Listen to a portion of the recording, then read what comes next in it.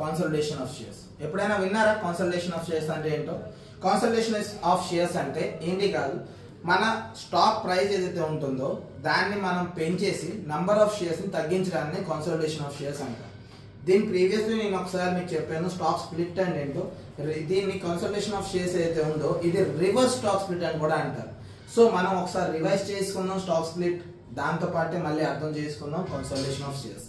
So stock split అంటే ఏంటవుతుందంటే stock price ఏదైతే ఉంటుందో ఆ ప్రైస్ ని మనం తగ్గిస్తాం.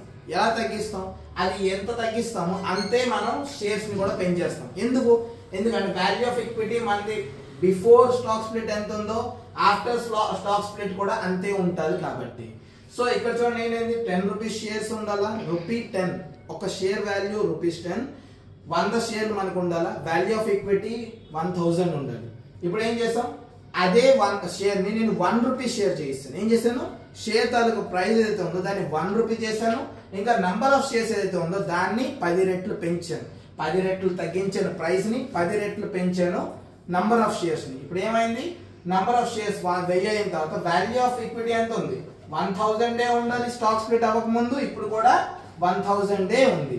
అర్థమైందా? ఇది అవుతుంది స్టాక్ స్ప్లిట్. స్టాక్ స్ప్లిట్ లో ఏమవుతుందండి, అక్కడ నంబర్ ఆఫ్ షేర్స్ ఏదైతే ఉందో అది పెరుగుతుంది, ఇంకా ప్రైస్ ఏదైతే ఉందో అంటే పర్ షేర్ ప్రైస్ ఏదైతే ఉందో అది తగ్గుతుంది. అర్థమైందా?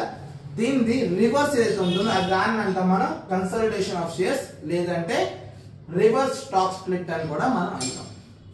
సో ఇక్కడ ఏంటవుతుందండి, యాజ్ యూజువల్ అక్కడ ఏంటైంది, షేర్ ప్రైస్ ఏదైతే ఉందో అది తగ్గింది. ఇక్కడ ఏంటవుతుంది, దాని రివర్స్ అంటే పెరుగుతుంది. ఇక్కడ 100 రూపీస్ షేర్ ప్రైస్ ఉండాలి, మనం ఏం చేసాం, దాన్ని డబల్ చేసాం. ఏం చేసాం, దాన్ని డబల్ చేసాం, పెంచాం. అలాగా ఇప్పుడు నేను కానీ ప్రైస్ అక్కడ పెరిగినప్పుడు ఏమైంది, అక్కడ ప్రైస్ తగ్గిస్తే ఏమైంది, నంబర్ ఆఫ్ షేర్స్ పెరిగింది. అలా ఇక్కడ ఏమైంది, ఇక్కడ ప్రైస్ పెరిగింది. ఇక్కడ ప్రైస్ పెరిగితే ఏమవుతుంది, నంబర్ ఆఫ్ షేర్స్ ఏదైతే ఉందో అది రెడ్యూస్ అవుతుంది.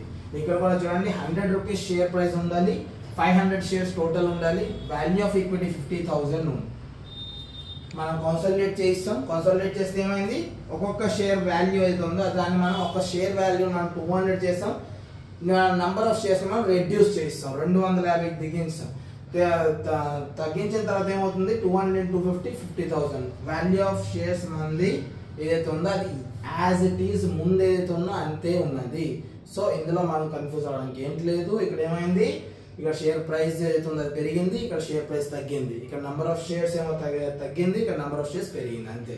Thank you.